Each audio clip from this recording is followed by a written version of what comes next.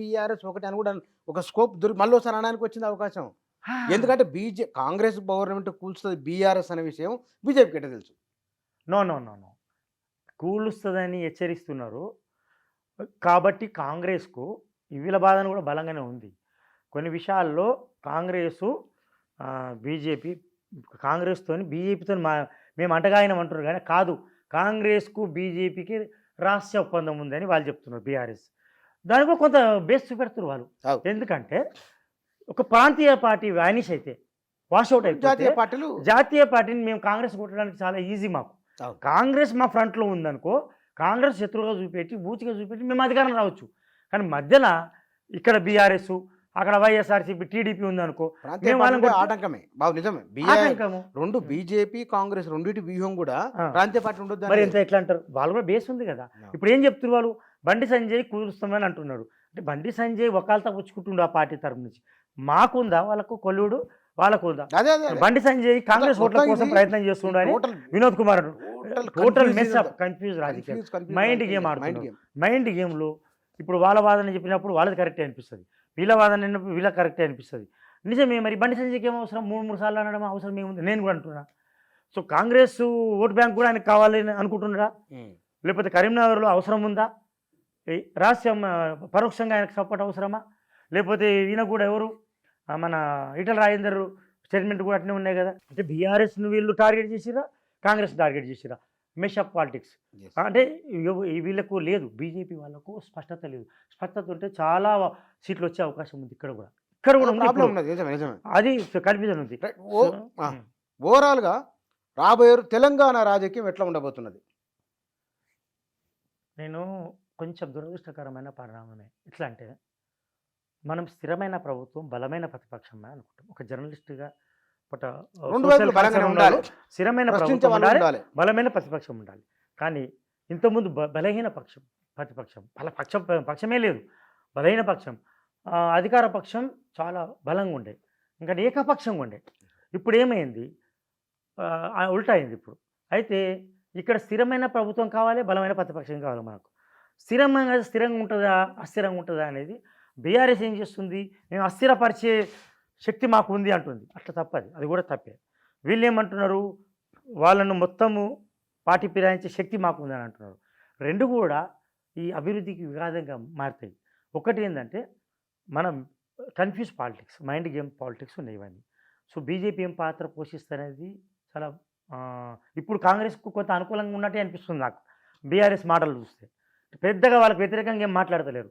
BRS ఒకటే దాడి చేస్తుంది. ఇప్పుడు మనకేమనిపిస్తుంది అంటే ఈ స్థిరమైన ప్రభుత్వము అస్థిరపరిచే ప్రమాదం ఉంది కాబట్టి ముఖ్యమంత్రి రేవంత్ రెడ్డి కావచ్చు, కోమరెడ్డి కావచ్చు, వరుణ్ కావచ్చు, వాళ్ళు పార్టీని మరింత బలపరచుకోవడానికి పార్టీ ఫిరాయింపులను ప్రోత్సహించే అవకాశాలు కనబడుతున్నాయి. ఇక్కడ ఉన్న అపర్చునిస్టిక్ పాలిటిక్స్, అపోర్చునిస్ట్స్ వీళ్ళంతా, వాళ్ళందరూ అంటే కాదు, చాలామంది ఎమ్మెల్యేలు ఇప్పుడు ఇక్కడ ఉన్న వాళ్ళు వ్యూహాత్మకంగా మౌనం వహిస్తున్నారు.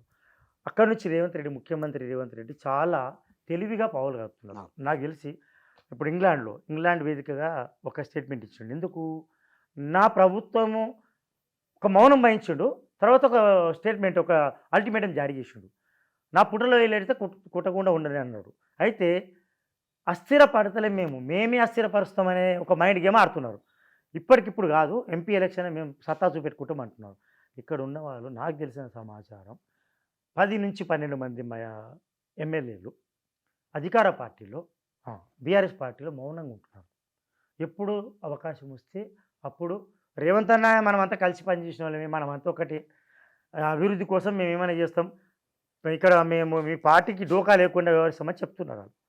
మనకున్న సమాచారం వాళ్ళు టచ్లో ఉన్నారు వయా మీడియా. ఇప్పుడు పొన్నం ప్రభాకరే ఉన్నాడు, అక్కడక్కడ పోయి కలుస్తున్నాడు. లోపల ఏం మాట్లాడుకుంటూ ఎవరు తెలుసు? మేమంతా రేవంత్ కలిసి పని చేస్తున్నామే కదన్నా, మాకు తమ్ముళ్ళు అంటోడే అన్నలు అంటోడే అంటారు. వాళ్ళ స్వార్థం చూసుకుంటారు తప్ప అక్కడ ప్రభుత్వాన్ని కూరగొట్టాలన్నా లేకపోతే వాళ్ళు గుర్తురా లేదా చూసుకుంటారు. ఇప్పుడు నాకున్న సమాచారం 10 నుంచి 12 మంది ఎమ్మెల్యేలు రేవంత్తో డైరెక్ట్లీ ఆర్ ఇండైరెక్ట్లీ టచ్లో ఉన్నారు.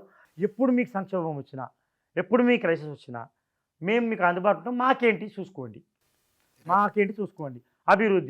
అభివృద్ధి పేరు మీద మాకే చూసుకోండి. అండే సేమ్ గతంలో కేసీఆర్ చేసిన పొరపాటు మేము చేయొద్దని రేవంత్ రెడ్డి బ్యాడ్ సిగ్నల్స్ పోవద్దని ఆయన ఏం చేస్తుండు, వ్యూహాత్మకంగానే పవర్ కలుపుతున్నాడు. ఇప్పుడు ఏమంటారు, పార్టీ ఫిర్యాదు మొన్నదాకా మేము ప్రోత్సహించలేదు, కానీ వాళ్ళు రెచ్చగొడితే మేము ఎదురుదాడి చేసినాం, వాళ్ళు దాడి చేస్తే మేము ఎదురుదాడి చేస్తామని నిరూపించుకోవడానికి అన్ని అస్త్రశస్త్రాలు రెడీ పెట్టుకుంటున్నారు. అందులో 12 మంది ఎమ్మెల్యేలు టచ్లో ఉన్నట్టు మనకు వస్తున్న సమాచారం. అది నిజమా అబద్ధమా కాదు, మనం ఇంతకుముందు అంచనాలు చేస్తే ఎట్లా కరెక్ట్ అయినా ఇది కూడా కరెక్ట్ కావచ్చు. చాలామంది ఎమ్మెల్యేలు గతంలో రేవంత్ నుంచి పనిచేసిన వాళ్ళు ఉన్నారు, వాళ్ళు కూడా టచ్లో ఉన్నారు అని మనకు తెలుసు. అయితే ఇప్పటికిప్పుడు కాంగ్రెస్ పార్టీకి డోకాలు లేదు. కానీ కాంగ్రెస్ పార్టీకి వచ్చిన సమస్య ఏంటంటే, గతంలో కేసీఆర్ నిర్ణయం ఏకపక్షంగా తీసుకోలేరు.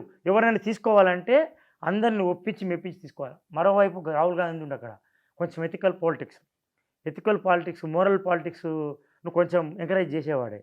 ఆయన కూడా తీసుకోవాల్సి వస్తుంది. దానికి ఒక బేస్ తయారు చేసుకుంటుండు రేవంత్ రెడ్డి. పార్టీ ఫిరాయింపులను ప్రోత్సహించడానికి ముఖ్యమంత్రి ఏం చేస్తుండంటే ఒక బేస్ తయారు చేసుకుంటుండు. బేస్ తయారు చేసుకొని దాడి చేసారు, మేము మిసైల్స్ ప్రయోగించినాం, నా తప్పు లేదని చెప్పడానికి అక్కడ చిన్న విషయం ఉంది. ఇక్కడ చిన్న కాంగ్రెస్కి వచ్చిన ప్రాబ్లం ఏంటంటే, వాళ్ళందరినీ ఒప్పించి మెప్పించాలి. హైకమాండ్ అక్కడ ఉంటుంది ఢిల్లీలో, గల్లీలో లీడర్లు ఉంటారు. ఒప్పించి మెప్పించే వరకు టైం పడుతుంది.